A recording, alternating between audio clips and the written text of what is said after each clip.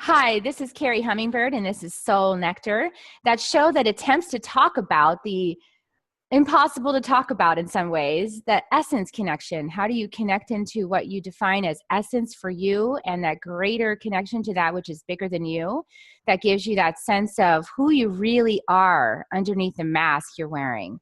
And today I'm so delighted to have Ava Charlotte on the show. Thank you so much for joining us. Thank you, Carrie, and everyone listening. I'm so excited to be here. This is awesome. So a little bit about Ava. She is an acclaimed facilitator of transformation, inspiring deep and lasting change through her presence, wisdom, and ability to allow existence itself to flow through her. For more than 25 years, she has been working worldwide with individuals, groups, and corporations, mentoring, giving talks, holding seminars, leading journeys, and holding space for transformation to occur. And actually, her name means the giver of life, offers a reflection for you to set yourself free. I love that. It's so great. Such a coincidence. It's amazing, right? It's like, that's what you're doing with your life. How amazing. And, just a side note, or actually deeper onto that, is that for more than 25 years, Ava has studied and taught with healers, shamans, and masters from many different traditions. Among these masters was Don Miguel Ruiz, who's the author of the Four Agreements. And, that book set me free. And so anything to do with the Four Agreements, I get lit up and excited and like, let's dive in and find out more. So when I asked Ava to come on the show and she said yes, I was so excited. Yay. We're going to do good stuff today. So I wanted to start by asking you the question I ask everyone is, how would you define or how would you talk about even your connection to essence? And then, share a story with us, because we learn from stories the best, I think. So tell us a story about how you got connected to your essence place. I would love to hear about this. Okay. Well, in a way, it was, of course, always there. That's true for all of us. And we all have moments where it just flickers up and we feel it and then it's gone again. And I grew up with that, of course, just like everyone. I do feel, in a way, I always felt different. I always felt I could see and feel and interpret things very differently from others. So it was always present. But I was wanting to be part of the world and belong and fit in and all that. So, I pushed it away and pretty much forgot about it until one day. Back then I used to skydive for fun. I can see now that was so much part of my journey and how it made me practice being in the present moment. It made me face fear and move forward without being afraid of being afraid. There was so much that I was learning through my skydiving. And I had done about 100 jumps this particular day. It could be a really long story. So if I make it short, I did a normal jump, but it didn't end normal. I had to pull my reserve, and the reserve broke. Yeah, chill. Yeah, it's not fun. And if you have your reserve out, you can't pull your main chute. So you're pretty much a goner if you don't have a functioning reserve parachute. And as I'm falling to the ground, literally falling to my death, there's nothing but fear in my being. I was 30 at the time, and I had experienced moments in my life where I would be afraid or like really tense, but it was nothing like this, where the body knows it's dying. It's an all-consuming fear. And I don't know how many seconds that went on. It felt like an eternity, but there's only seconds to the ground, so it can have been. And then the most astonishing thing happened. From this excruciating fear, everything just changed into something I don't even have words for it, Carrie. I've tried so many times over the years. I'm going to cry, yeah. The closest I can come to is grace. Acceptance is another word. It makes more like sense for the mind, but I never made a choice to accept my situation. It's something just happened within me, and the fear was gone, and I was in complete acceptance, in a moment of grace. And it wasn't a blissful feeling at all. It was beyond feeling. There were no feelings, and there were no thoughts. There was an all-encompassing knowing that I was fine. And that had nothing to do with me knowing I would survive, which obviously I did. I was fine. Even if my body smashed into the ground and became mush, I was fine. So my identification shifted from this human form that I call Eva to that which I truly am. I got to experience that as an adult with my conscious awareness, and it was exquisite. It was absolutely amazing. And I was still conscious in my human form in the way that I could see the problem. I was trying to fix the problem, but not from any, oh my God, I need to do something. I was completely calm, completely detached, and completely present, doing what I needed to do. And I smashed into the ground and I survived. Again, it's a long story, but somehow I had no injuries, like nothing. They kept me in the hospital for 5 days, and they couldn't find anything wrong with me. That's nothing. Incredible. But there's more to the story. In the plane on the way up, I'd done 100 jumps. I was beyond being afraid and all that. But there's still the body knows it's going to be thrown out of an airplane. So there's adrenaline present, not from fear, but just an alertness and need to stay on top of this.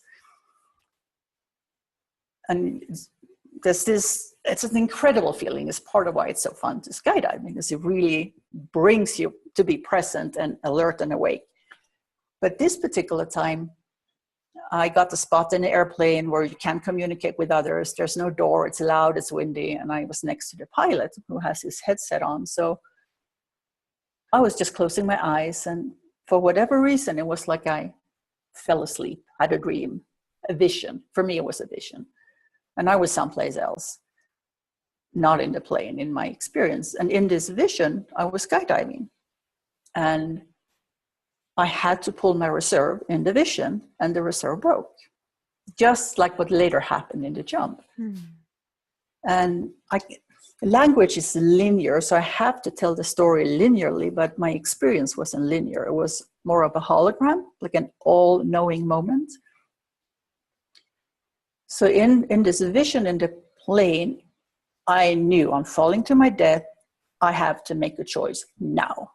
Not in 5 minutes, 5 days, 5 months, 5 years. No procrastination here. Choose now. Do you want to live or die? And background to that story is, if you had asked them on the ground, I would have said, take me out of here. I lived a great life. I was successful, making money, had a great boyfriend. Life was great looking from outside in. But internally, I was miserable. I couldn't find a place to fit in the world, and nothing makes sense. And I just left. What am I doing here? Like, take me home. I want to go home. And I had carried that wish. I can see that now, that I had carried that wish to go home for so long. And life brought it to me. Okay, you say you want to go home. Here's your opportunity. Make a choice. And when I was posed with that choice, it became so obvious to me, wow, I do want to live. It was crystal clear. Of course I want to live. What stupid question is that? And it wasn't out of fear of death as I was falling to my death. It was love for life. So, oh my God, I love being alive, having a body, being in the world, and I'm not taking advantage of it. I'm not doing what I'm here to do. I'm like, whoa. I could see my whole life in one moment of how I was victimizing myself and feeling I had no power. And again, I was living a great life, making great stuff in the world, but no, that was not my internal experience. And I definitely wasn't stepping into my power, really making a difference. And I saw all that, and I made a choice in a way I had never made a choice before, Carrie, with all of my power, all of my being, everything in me was aligned with, yes, this is what I want. Not maybe it is that, all the voices we carry, this was 100%, yes, I want to live. I want to live. And I added this little sub-line to my choice, because I knew I was falling to my death in this skydiving accident, and the only way to possibly survive that is with a very broken body. So I added, and I want to have a whole, healthy, strong body. And someplace along here in my dream vision, my rational mind caught up with me. And here I am in a plane, and my rational mind is telling me, what on earth are you doing? This is bullshit, excuse my language. And I just pushed it out of my mind. Pushed the whole vision. It's like, you can't think like that. You're in a plane. You're going to jump out of an airplane. And in a way, that's correct. You need to focus on what you're about to do. It could potentially be dangerous if you're not paying attention. So I pushed it out of my mind and focused on skydiving. And as I've already shared, what I had dreamt is exactly what happened. But because I had seen it before, the impact of what happened was so profound for me. Not only did I get to experience the essence of what we all truly are, which was profound in itself, but I also got to make a choice and see how life responded accordingly with the ultimate choice, life or death. Like, whoa, I have that kind of power. I can do that. I could never again in my life say, oh, I have no power. I'm a victim here. God knows I tried. I still do at times. It's so handy sometimes. I know it is, isn't it? But I know it's not true. Yeah. Because I'd made that choice. And I got to see how this knowing was there in me, and how my rational mind came in and took over. There was so many things that I realized it just that one little thing, and it changed my life. And nothing changed around me, nothing. But I had changed, and I saw everything differently. And my whole life became about returning to this peace, grace. If I can be falling to my death and be at peace, how could I let anything in the world ever bother me again? And it did. So, it was a journey. Well, because we forget, and then we have to remind ourselves. That's what I find, is that I forget. I get those moments of clarity, and then I forget it. I get into the trees. I like to talk about like trees or forests, and I get into the trees, and then I'm all in fear again. I'm like, okay, wait, let's go back to the forest, and see this. Yeah, that's a good way of saying it. Yeah. Yeah, I think a lot of people right now are feel in that place of fear, because we're really in the trees right now. We're really in the trees in terms of everything going on, especially in the United States. There's a lot of fear, and it causes us, talk a little bit about, because you have such amazing training. I mean, talk a little bit about I'm so blessed. You are so blessed. Okay, tell some of that, because maybe people don't really understand what this is all about. I mean, I think that just the ability to separate your small self, your ego self, the person you are, the Eva Charlotte that you are in this lifetime, from the bigger you, that's okay. That's eternal. That's not going anywhere. To just be able to separate those two things out and have awareness that those two things exist at the same time is profound. And then to realize the perceptual filters, that we can put on things when fear comes in the picture. I would just love for you to, tell us a little bit more about your training, how you got started with that, what it's looked like, because it's going to make a big difference, I think. Gosh, that's such a big question. I know, right? Where do you start? Just having the awareness that we are more than this human being, that's, of course, profound and a great starting point, but it's a big difference knowing it, living it. At least that's my experience. And that's something that's constantly deepening in my own being. Constantly.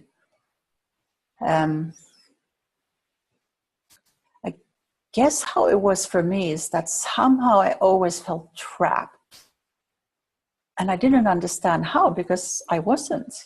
Grew up in Sweden. It's a free country. Nothing was trapping me. And I lived a good life and had everything. When I was 21, I had everything I had ever been told I needed to be happy, but I was miserable. And I didn't understand why.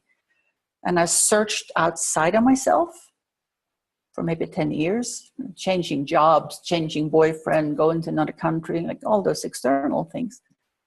And they all helped a little bit, and then it was the same again.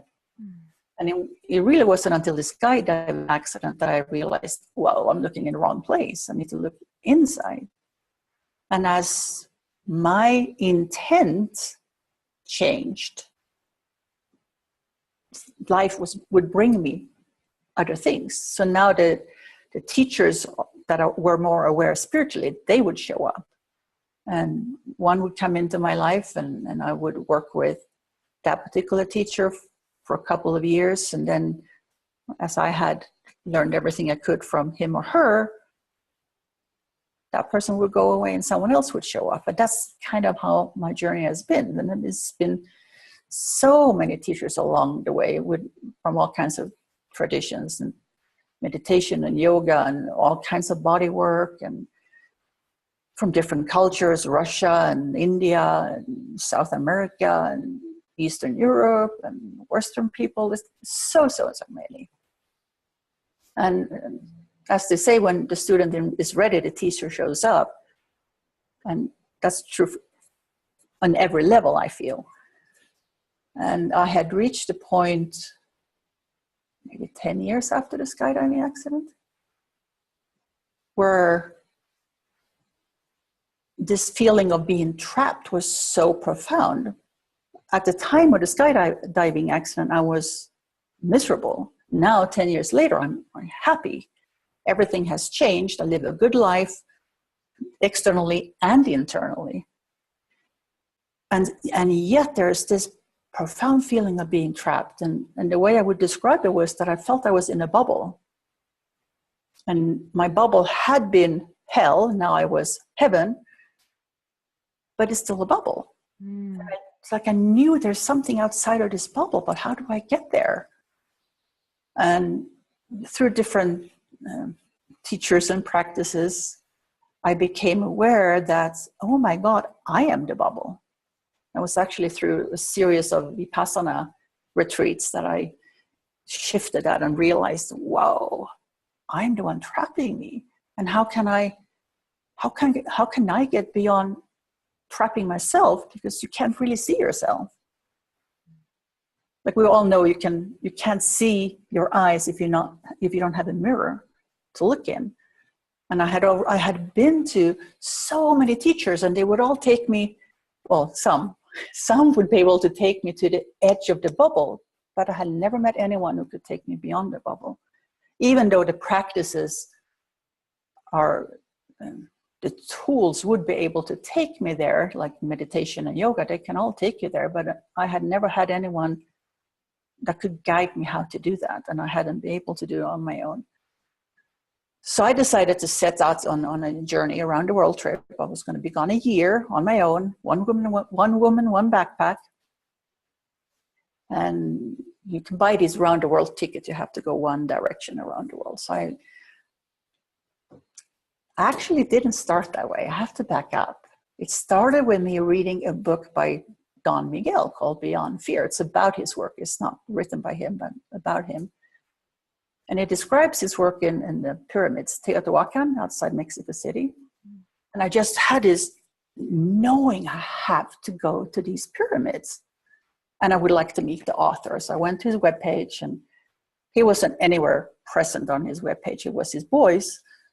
And I didn't know anything about him except that he had written the 4 Agreements. So I did not know that he had had a heart attack and it wasn't really working. I had no clue.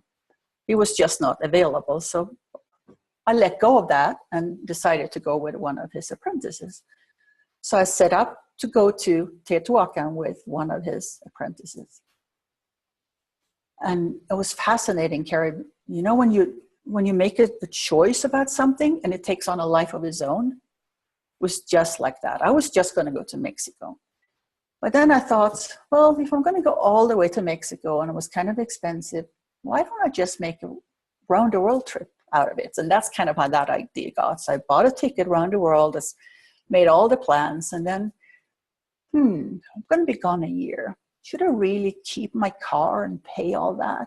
Well, I'll just sell my car. So one thing, I never made a choice to pack up my life. Never made that conscious choice. But that's what I ended up doing.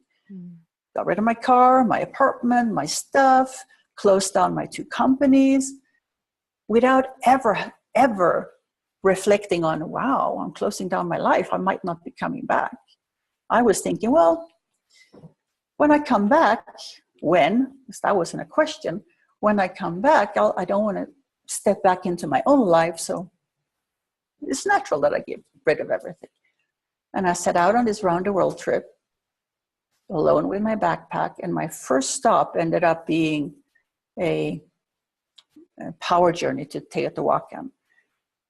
But because these arrangements now had taken longer than I had planned, I missed the trip with the apprentice I had planned to go with. And I went, just pick the next journey available. And it happened to be with one of Miguel's sons.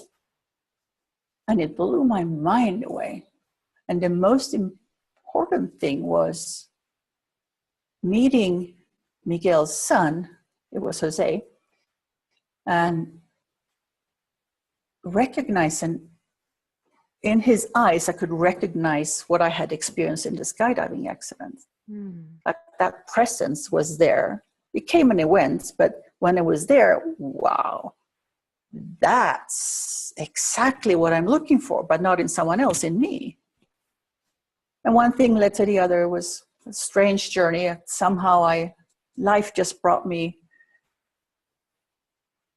coincidentally, I met pretty much everyone in Miguel's family except him over the course of 3-4 months. And I'm still thinking I'm going on my round the world trip. And I'm running a little late for my next stop. And it was Swedish, North European, very organized, stick to the plan. Yeah. But I had this urge to go back to the pyramids one more time, so I did. And the hotel I was staying at was packed with people. I was the only one there that didn't belong. And one of them came and got me and, come join us and let me introduce you to our leader.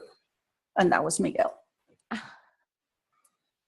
And the most powerful thing of that meeting was just seeing him, and I knew, whoa, he is beyond the bubble. Oh my God, he's beyond the bubble. It was so clear.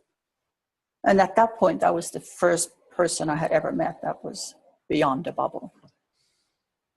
And making this a long story already, long story shorter, he said, "You're now my apprentice. You should come to Vegas," where he lived at the time.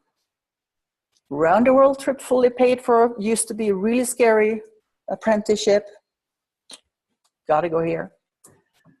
So I never went around the world. I did in a different way, internally and eventually externally with him. But that's kind of how I came to meet one of the most profound teachers I've ever been with. And that was the beginning of a completely different story, 10 years of constant reflection, because that's exactly how he showed up for me, being the mirror.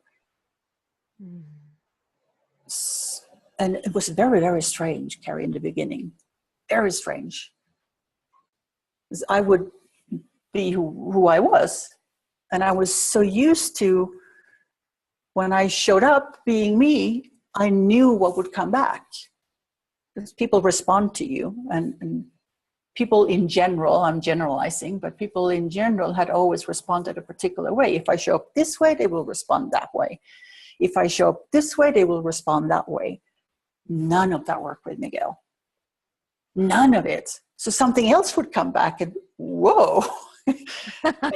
and instinctively, I just knew it's not about him, it's about me. So what am I doing?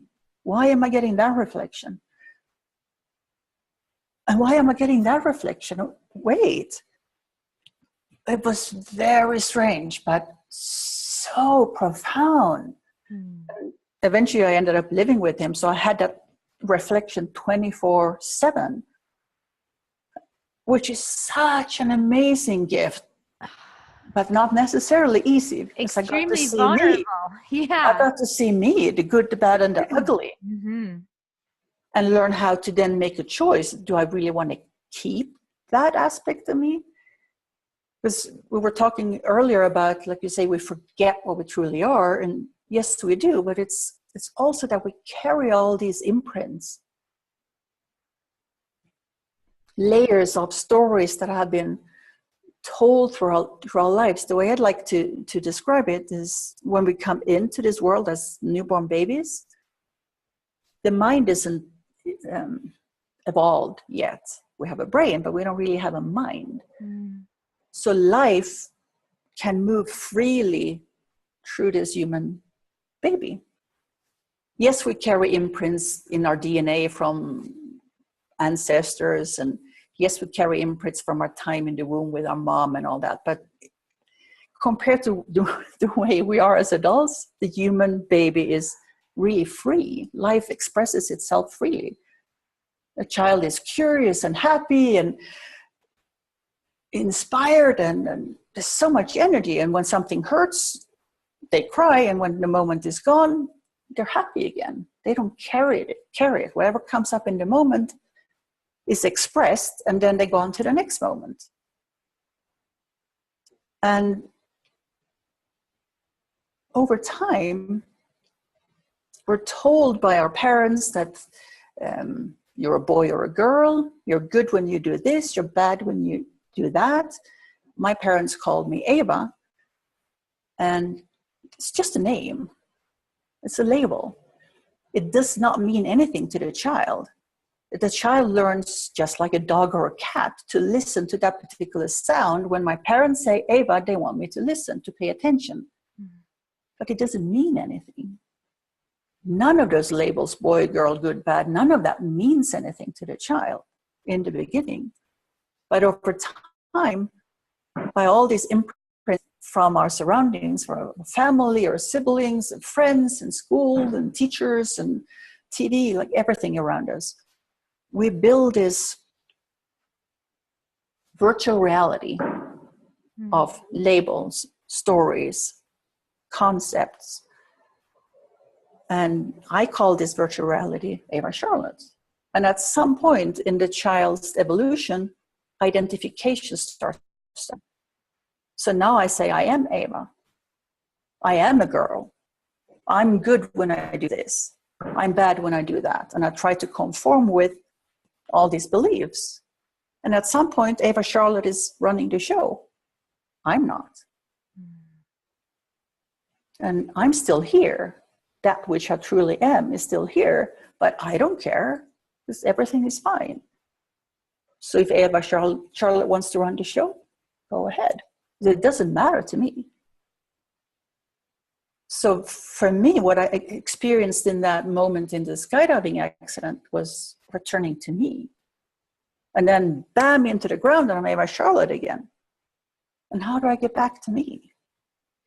And that was a long journey of peeling off layers, and it didn't just happen like that. It does in moments, like we all have awakening moments, but to actually be able to live it didn't happen overnight. That was hard work. It took a lot of courage, a lot of digging deep in myself, a lot of ruthless looking into myself, and a lot through the ruthless love of Miguel, that he was so, like nothing would get by him. Anything where I would arise in resistance or fear or anger or anything like that, it complete reflection right back at me. It's amazing. And I but think not a lot easy. of people don't realize like what a gift that is when someone is willing to love you so much to tell you the truth, like to let you see that, not even tell you, but just to let you witness it by holding space for you to see yourself. It's profound. It's such a gift. Yeah. You have to be willing to see it. The teacher can reflect it back to you, but if you're not willing to look at it, nothing will change. We But have to do that work ourselves. I feel, my journey is, been very fast and hard with all this. And I'm working my way through it. And the thing I notice is that when I get to the edge of the bubble, what happens for me is some fear that I'm going to somehow be lost. Like if I go outside the bubble, then I'm going to be lost. I'm not going to exist anymore somehow. Which is true. And, then what? Then if I peel the mask off, when I look in the mirror, do I see myself or do I see someone else or what happens? It's like this moment of fear, like, will I just poof, poof into the air? I mean, all these fear-based thoughts come up and I just witness them and just go, wow, that's a lot of fear for such a reward, because anytime I have pushed through, the other side is so beautiful when I'm not trying to control everything. When I'm not trying to, find my place to sing, for example, in the group, if I'm just relaxing and letting it go and then letting it flow through me, this beautiful moment happens. It's so expansive and delightful. And I'm not even doing it. Something else is doing it and I get to experience it. Yeah. So it's hard for us to, I think, let go of our attachments. I think something that's often gets confusing in the spiritual transformational world is that we talk about I do this and I do that and I feel and I, but who is talking? So when you say I get to the edge of the bubble and then I'm afraid that I will be lost or disappear, that's my ego. It's virtual reality Carrie talking. It's not you talking. You can never be lost, but virtual reality Carrie will disappear outside the bubble because you're not real. You're just an energetic form made up of stories and beliefs. You're not even real. You did not exist when that human being came into this world. You're not real. Oh, thank you for that. I can feel that. So as long as you're identified with Carrie, you will always feel that way. But if the identification can shift with you, everything changes. Yes.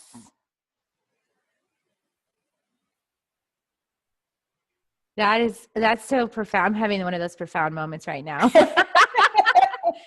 I hope that other people can see the trail on that one. That's really great. And I think that in order for us to come to peace, because we're experiencing a lot of what I would just want to, without empowering it, I would just say it's not peace entirely. Is really coming to this perspective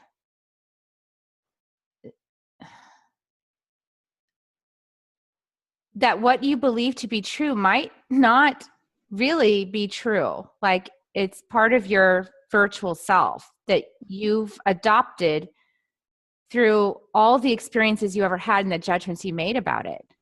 Exactly. Like, for example, like I notice in myself, I will get and this is my virtual self, will get really upset anytime anybody talks about, disempowering women. Like that just immediately, I'm like, I've got this reaction. Yeah. And I know that's because of my mother, who was very strident and not going to let anybody tell her what to do. And so, and would just rant and get on her soapbox, my whole life. I was like, I love my mother, but she's very passionate, and so in many ways, my virtual self is definitely a lot like my mother, because I just instinctively get those, reactive, I want to push back. But I think that's an awareness a lot of people don't necessarily have, is what I'm trying to say. Exactly. You have awareness, which makes a huge difference. I think if we could cultivate more awareness, maybe we could get through some of these clashes in perspective that are happening, that are clashes in perspective between virtual selves, as you had defined it, I think. Exactly. And everyone lives in their own bubble, so to speak, a bubble made out of all all the imprints, all the experiences, everything that's ever happened to us, it's carried in our body, in our emotional body, and in our mind. And if there is no awareness, we are acting on the past all the time. We're reliving the past because that's what's running the show. The virtual reality is really just a collection of past experiences. And that could be an experience of being empowered and working for peace, or it could be being a victim and even being in jail. And it doesn't matter. It's one is not more real than the other. They're all unreal. They're all just virtual realities running around. But beyond that bubble is the essence of our being. And every human being, in my experience and point of view, wants the same thing. We all want to feel good. We all want to make sure we and our loved ones are safe. We have our needs met. We can live a free, inspired, productive life. We all want the same thing. But because of the culture we grew up with, our parents, society, whatever beliefs we were fed with, we have a different story of how to make that happen. Yes. But they're not better or worse. They're just different stories. We all want the same thing. So, for me, that was always clear. Even as a child, I could see that, and I never understood why can't you just talk? Because you want the same thing.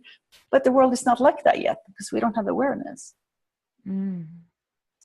And rising up in my bubble, in agitation and resistance and anger, or even passion, it's not necessarily a good thing if I don't have awareness.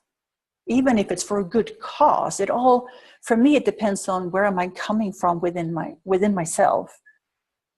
There's such a big difference between feeling anger and being angry. They're not the same thing. Explain the difference. Explain the difference for people. So if you can. Yeah. Good. As a human being, I am always perceiving what's going on around me. My body perceives, my emotional and mental aspects are always perceiving what's going on. And this human form, body, mind, emotion, is really a collection of past experiences. So I will respond to what's around me based on my human instincts and my personal past experiences. So if something is happening in my life, the car is about to hit me, and I have been hit by a car.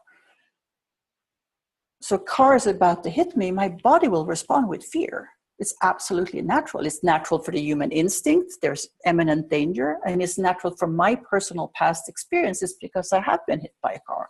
So it's a double fear. And fear will arise in me. I'm feeling fear. Mm-hmm. Which is completely natural. All emotions are natural for us as human beings living a human life. But I have a choice. When this fear is arising within me, I can recognize with awareness, oh, fear, I'm feeling fear. Is there anything to be afraid of? Yes, a car is about to hit me. Well, get out of the way. Or I'm feeling fear because that person that I'm not sure about, for some unknown reason that doesn't even make sense to my mind, I'm feeling fear. Is there any danger? No. Okay. Then I don't have to become afraid. Mm.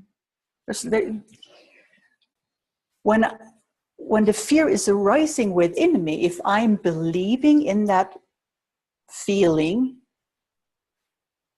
I'm feeling afraid, therefore there must be something to be afraid of. So now I am afraid.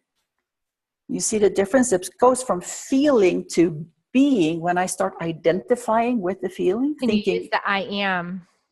Yeah, you think this is real.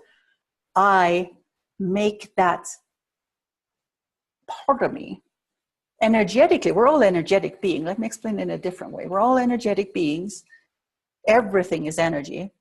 So when the emotion of fear is arising within me, it's like a wave moving through water.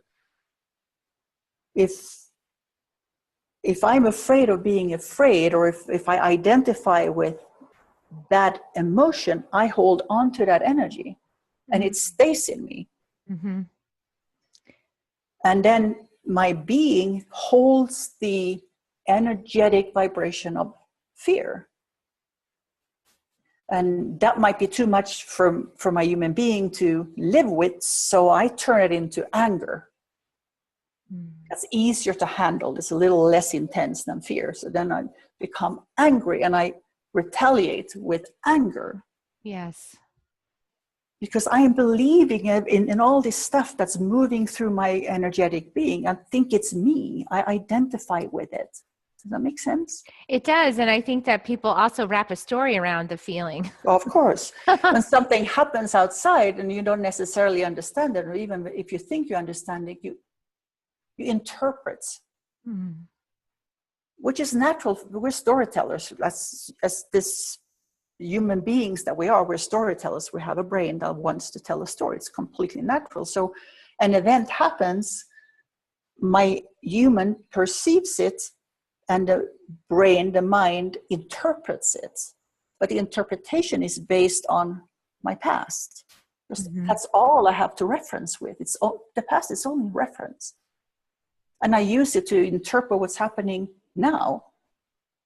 And then I relive, continue in the same path, because that's how I interpret things. But if you can separate yourself, not believing so much in yourself, like all this stuff can be arising and it's okay. It's just my human form feeling fear for some reason. But I am not afraid. My human being might be afraid. I'm not. Like separate those two. They're not the same. The human will always respond to the world based on the past. I don't need to. I can have a choice. So if I walk into a grocery store, I'm happy, I'm inspired. It's a Saturday, I feel free, and it's this beautiful day. I walk into the grocery store, and there's this drama unfolding right in front of me. And this couple, they're screaming at each other, and their child is having a tantrum, and they're beating the child, and there's all this drama going on. And my energetic being, my human, will react. And every human being will react differently because they have different pasts. So maybe in me, I will feel a sense of helplessness and what can I do, and guilt because I'm not helping the child, and I have all that kind of stuff going on in me. So now I'm feeling all these emotions. And if I'm believing myself, I will become angry, guilty, shameful, and my whole experience of this beautiful day has shifted into something completely different. And now, because I'm holding anger and guilt and shame in my body, that's the energy that comes out of me. So now I'm part of the problem. I'm feeding the dramatic situation. I'm not helping, even though I want to help. And my whole, how can I help? How can I help? But my energy is anger, guilt, and shame, which is what comes out of me. It feeds the situation. If I instead have enough awareness to say, whoa, all of these emotions are rising up in me. Whew. Take a step back internally and just breathe, or whatever tools you have, to realize that's just feelings arising from the past. I don't have to believe in it. I can choose to return to my own peace, my own joy. Just shift my energies internally, which is very possible with awareness and practice. now I can be at peace in that situation. What comes out of me is peace. So even if I don't take any action, I'm still changing the situation. Okay. I'm glad this has gone this way, because I was hoping that we would get here. We have so much going on in the world. And I know that a lot of my audience, I'm making the assumption a lot of my audience is going to be people like me who are healers and leaders and want to make a difference in the world. They, we're wanting to be of service and to give back and, to leave it better than we found it. Mm-hmm. One of the struggles I personally go through is that I see the things happening, the trees, I see all the trees happening, and I'm aware enough to know, okay, that's my personal stuff. I'm getting triggered by that. Let me clear that up and look at this again, and see if there's anything there for me to shift internally. And I understand that part, but I think that some of the people I talk to in this community, they want to just kind of do that part and then get back to their own peace. And it's what I'm kind of calling oming on the mountaintop, Mm-hmm. And I'm feeling like maybe for some people that's the energy they can hold. Maybe that's what they can provide as their service, that they hold that frequency of peace. And so for that, I feel blessed. At the same time, I do feel there's a need for people who can sort of navigate through the woods and kind of and sort of shine a light really strong and bright to go through these actual little dialogues, even just Facebook dialogues. It seems someplace a lot of people don't want to go, but I'm feeling like even if I can just if I can teach one moment of myself navigating through something, maybe that awakens some people to go, oh, that's something I might want to do for myself. It's like spreading the awareness of this teaching path, or spreading the awareness that we're not our beliefs, that this is a virtual reality and the reaction you're experiencing is from that virtual reality. And can we come from a different place? And I'm not totally skilled enough yet to figure out how to do this is the part I'm learning right now. So we all are. I'm really working on it. And how can I come clear? Because there is a difference. I know the difference in myself when I'm coming from a point of clarity. It like cuts right through the situation, just like, boom. And it's so clear what's happening. Difference. Yeah, you totally feel the difference. Versus the icky, I feel like it's icky energy. The ego energy to me feels icky. It feels like shameful, awkward, not sure of herself, but I'm going to push. It feels pushy, shovey, forcey. Those are words I describe how it feels in my being when I'm in that space. So I would love some wisdom from you for other people, light workers like me, who feel, I really don't feel I can just go home. I feel like I need to do something, but I don't want to make it worse. I want to help. How do I do that? How do I help?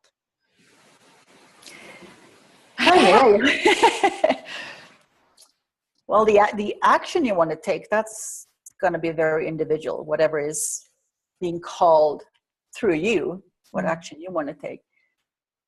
What I focus more on is where you're coming from within yourself as you're taking that action. Okay, great. Let's talk about that. Because yes, I agree with you. You can sit on a mountaintop and om and be in complete peace, and you're holding space and you're sending out those vibrations in the world, and that's beautiful. Personally, I feel if you can be that person in the world, you can make an even bigger difference. But it's tricky because, as you say, the ego, the virtual reality is always present. It's not something we get rid of, but we can shift identification from the virtual reality to the essence of our being. That's an awakening. Not everyone is going to be willing to go all the way to do that, at least not quite yet.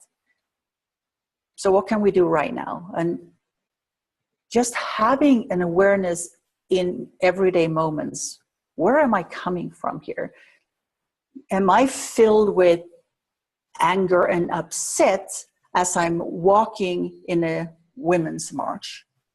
Or am I feeling inspired and happy and peaceful and joyful? And yes, things are shifting. Am I feeling good or bad, to make it really simple? Yeah. What is the vibration I carry with me as I move through the world? Because that vibration is what really changes things. You can speak beautiful words, but if your vibration is fear, anger, hate, resistance, the action you're taking is fear, not the beautiful words. Because the energy is what really changes things. So I'm not talking about non-action and accepting injustices and all that stuff. Absolutely no way. But where are you coming from as you take these actions? And one of my what's the word? Not idols, gurus, none of that, but inspirations. That's a good word. One of my inspirations in this particular case is Nelson Mandela. He was in jail for years. And in the beginning, he was upset, angry, and frustrated, and thinking he would never get out of there. But through that time, he found peace and freedom within himself. That didn't mean that he just, okay, I can just stay there in jail because now I'm happy. Just like me falling to my death in the skydiving accident doesn't mean I don't want to survive. I'm at peace with the potential of my future death right here and now. And he reached that state in jail, but he never stopped fighting for freedom for himself and his people. And look what he did. But he found peace in himself, and he came from that place. Same with Mahatma Gandhi. Non-violence, peaceful heart, peaceful actions, but constantly standing up for, this is my truth, this is what I believe in. Where are you coming from? What energies are you holding in your being? And we're not victim of energies. We have complete control over this energetic beings. We have no control over other human beings. So we have complete control with awareness and practice over this human being. It will be triggered and affected and imprinted by the world around us. Always, always, always. Life is moving and it's coming in and out of us, but I can choose what I do with that.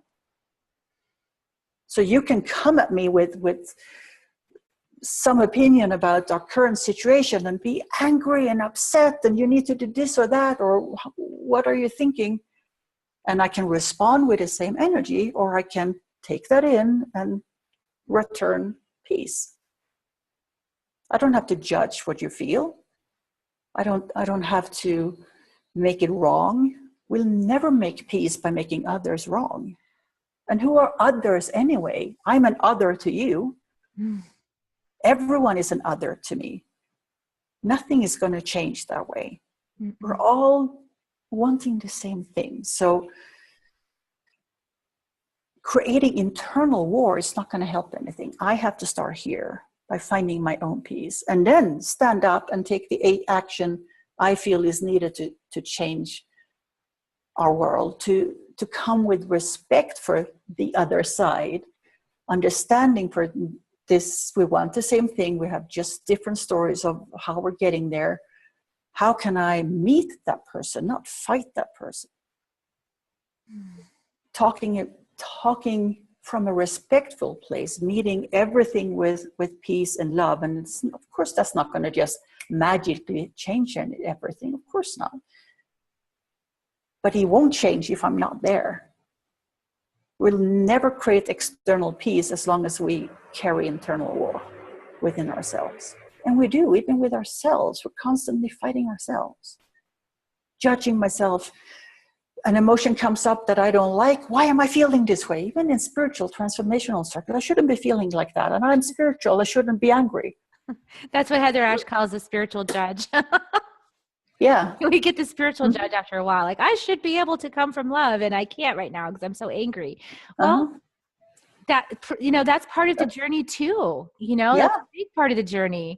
Is you're getting that mirror reflection so you can see, I'm holding this in my virtual reality. I need to clean it up. It needs to go within me. It needs to be resolved. And then I can show up with love for other people that are in the same, we're all trapped in the spider's web is the way I look at it. You know, we're all trapped in some kind of spider's web, a bunch of stories that we made up or that our ancestors told us, and we got trapped in that story. And there's, like you said, I love that you're talking about the bubble, because I've always had that feeling like there's freedom. I can be a butterfly. There's freedom if I could get off of this web. Mm-hmm. I could be free. But for longest time, I thought being free meant that I would be at peace, always. And now it's completely different. Now it's loving and respecting my human being, Eva Charlotte, who's had all these experiences, and this body and this mind and these emotions are constantly responding to the world around me, and emotions are coming up, thoughts are coming up, and all this is happening. Like, I could be frustrated or angry. No, I should rephrase that. I can feel frustration or anger in my human and still hold a space of peace. I can be the field of consciousness around the bubble, just holding that place for myself. It's okay that this human is scared at times, and she's reacting, and all that stuff is coming up. She's had experiences that triggers her. It's okay. She's human. I'm not. I can hold that space for my human.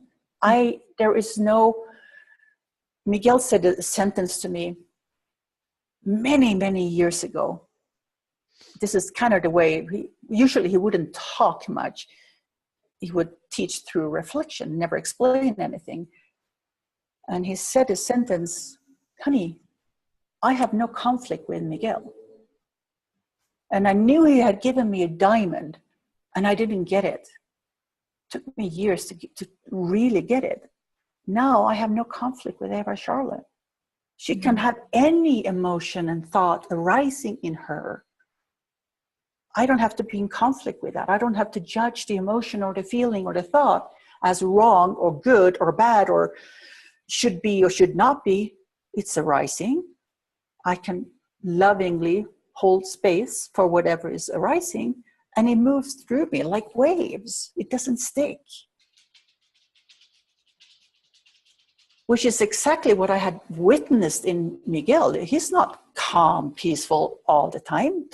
His human being is reacting, but I would see an event, like something would happen with one of his kids, and he would be like the human body, the father would be whoa, right there to protect his children or save or respond to or whatever it was.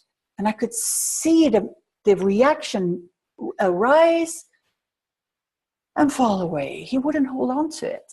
I was fascinated by it. So, wow, it just lasts a second. If you're not paying attention and if you're not aware, you wouldn't even notice it because it's so subtle and it goes through him so fast. And I would witness that. That was one of the gifts of being in training, like living with him, is why he does it that way, because you get to see a master living his life. And now I get it, because now I'm experiencing it. Like how it could just move through me, like a wave in the ocean or a cloud in the sky. It just moves.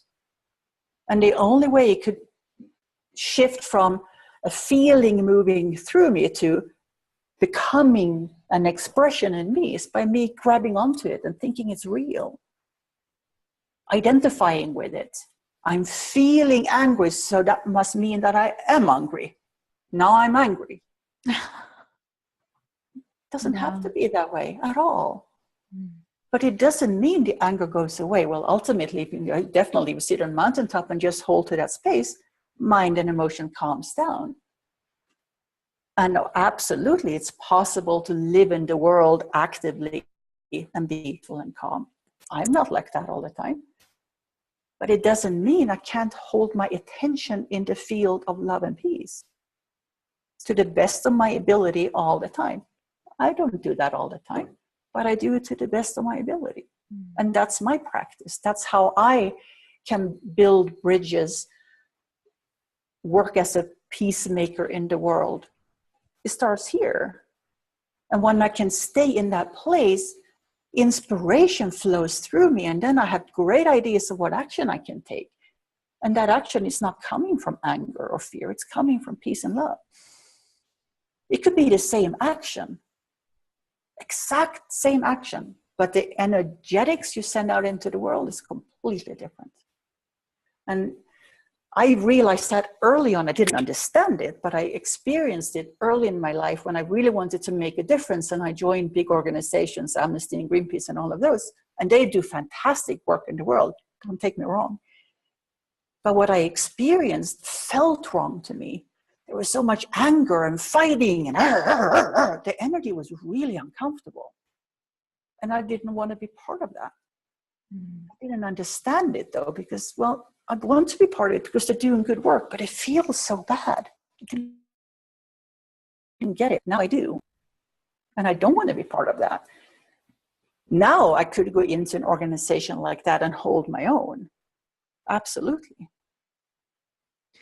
And I think that's part of, that leads into, you know, what you're actually doing in the world right now. So I would love for you to tell us a little bit about Rise in Love and being a peacemaker and how you're training other people to walk this path yourself.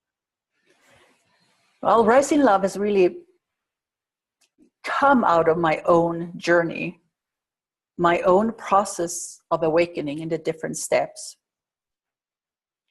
From becoming aware that, oh my God, I am actually creating this myself. And the different steps of how can I change that? How can I take this awareness to actually shift how I show up in the world? And it's a process. And once you come to a level of being aware enough and powerful enough within yourself to make a different choice, then you can move into the actual being a peacemaker consciously. We're powerful beyond our wildest imagination as human beings. We have the power to generate anything we can imagine, we can create. We can generate any state of being.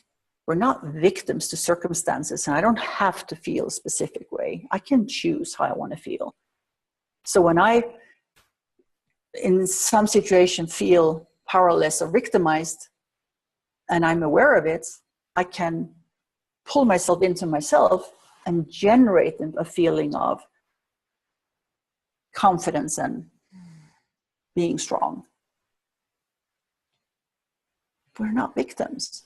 So there's a whole process of different steps of doing that. I chose Rise in Love because for me it's a short way of saying exactly what it is I've been doing for myself. Again, we're energetic beings, and the essence of our being can be called love. It encompasses, just like the rainbow is all the colors, love is all the energies, all the emotions. Not just the good ones. All of them. All of them. We've talked about that in other broadcasts. So it's about embracing all of us and coming to the awareness that I am this force of energy that we call love. And it's not into love or with love or to love, because that would implicate a separation. And it's not something we're lacking. It's what we are. So it's becoming more aware of rising within what we already are, becoming what we already are. Not that it's ever lost, but being aware of it. That's the process. It's aligning all of our different pieces, all of our different energies with the essence of our being, with existence itself. And from that place, stepping out into the world and bringing peace through me. Like that example I gave in the grocery store, where you can choose, how do I respond to my own reactions to this drama? And choosing something else. I love that. I love that. That's fabulous. And you had a free offer. I think tell us about your free offer. I don't want to speak for you. I would like to invite anyone and everyone who's interested to just have a informal conversation in any way, shape, or form of how we can collaborate to bring peace into this world through you, through me, through collaborations. So I'm going to put it up on my webpage, www.evacharlotte.com, where you can sign up for a conversation, and let's see what can unfold. I would love to speak with you. I love that. I really enjoyed this conversation, Eva. It's just like so beautiful, and your wisdom is very helpful in these times. It's a really good thing you took that journey. Oh my God. So grateful. It's a really good thing. And Yeah. you know, I'm grateful that you did it. I'm grateful that you did it, because now you can be of such great service to so many people who are just starting out or on the middle of that journey and need some guidance and some mentoring through the process. Yeah. Well, we're always in service to each other. So I'm learning, you're learning. Let's do it together. Yay, I love it. Thank you so much. And I always end my calls with kisses. Okay. So I'm going to get everybody. Let's do it. Okay.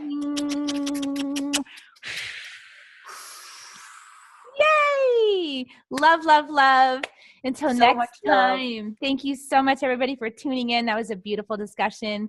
And I look forward to seeing you guys next time. Bye. Thank you, everyone. Bye.